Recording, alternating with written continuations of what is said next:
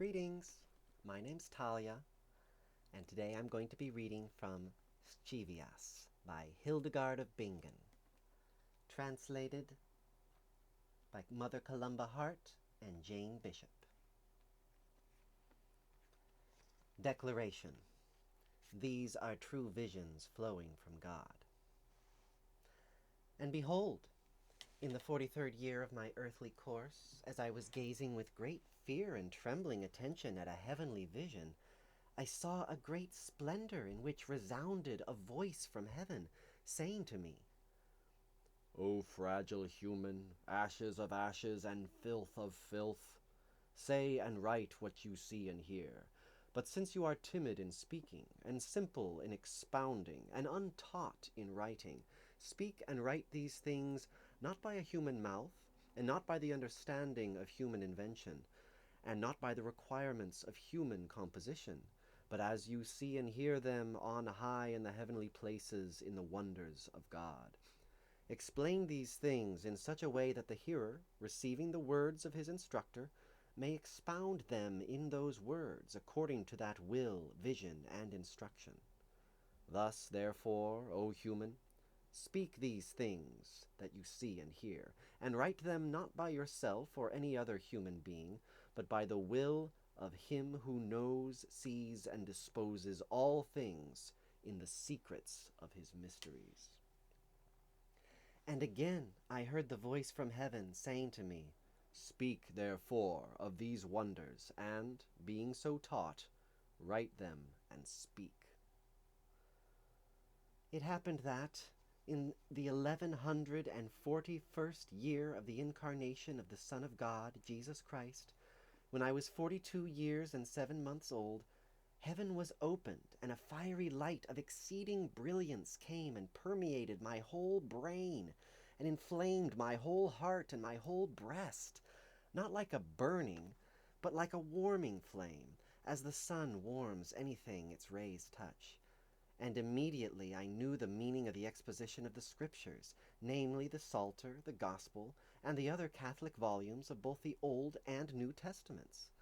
Though I did not have the interpretation of the words of their texts, or the division of the syllables, or the knowledge of cases or tenses, but I had sensed in myself wonderfully the power and mystery of secret and admirable visions from my childhood, that is, from the age of 5, up to that time as I do now.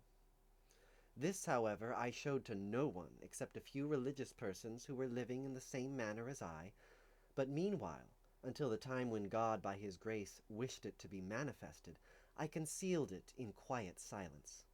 But the visions I saw I did not perceive in dreams, or sleep, or delirium, or by the eyes of the body, or by the ears of the outer self, or in hidden places, but I received them while awake, and seeing with a pure mind and the eyes and ears of the inner self, in open places, as God willed it. How this might be is hard for mortal flesh to understand. But when I had passed out of childhood, and had reached the age of full maturity mentioned above, I heard a voice from heaven saying, I am the living light, who illuminates the darkness. The person whom I have chosen, and whom I have miraculously stricken as I willed, I have placed among great wonders, beyond the measure of the ancient people who saw in me many secrets. But I have laid her low on the earth, that she might not set herself up in arrogance of mind. The world has had in her no joy or lewdness or use in worldly things, for I have withdrawn her from impudent boldness, and she feels fear and is timid in her works. For she suffers in her inmost being and in the veins of her flesh. She is distressed in mind and sense, and endures great pain of body, because no security has dwelt in her, but in all her undertakings she has judged herself guilty. For I have closed up the cracks in her heart, that her mind may not exalt itself in pride or vainglory, but may feel fear and grief rather than joy and wantonness. Hence in my love she searched in her mind as to where she could find someone who would run in the path of salvation, and she found such a one and loved him. Knowing that he was a faithful man, working like herself on another part of the work that leads to me.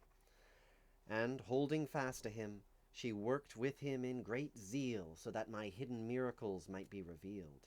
And she did not seek to exalt herself above herself, but with many sighs bowed to him whom she found in the assent of humility and the intention of goodwill. O human, who receives these things meant to manifest what is hidden, not in the disquiet of deception, but in the purity of simplicity, write, therefore, the things you see and hear. But I, though I saw and heard these things, refused to write for a long time, through doubt and bad opinion and the diversity of human words, not with stubbornness, but in the exercise of humility, until, laid low by the scourge of God, I fell upon a bed of sickness. Then, compelled at last by many illnesses, and by the witness of a certain noble maiden of good conduct, and of that man whom I had secretly sought and found, as mentioned above, I set my hand to the writing.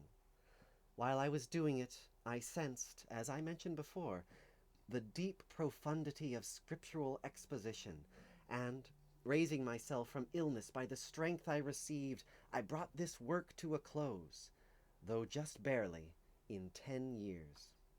These visions took place, and these words were written in the days of Henry, Archbishop of Mainz, and of Conrad, King of the Romans, and of Kuno, Abbot of Disibodenberg, under Pope Eugenius. And I spoke and wrote these things not by the invention of my heart, or that of any other person, but as by the secret mysteries of God I heard and received them in the heavenly places. And again I heard a voice from heaven saying to me, Cry out, therefore, and write thus.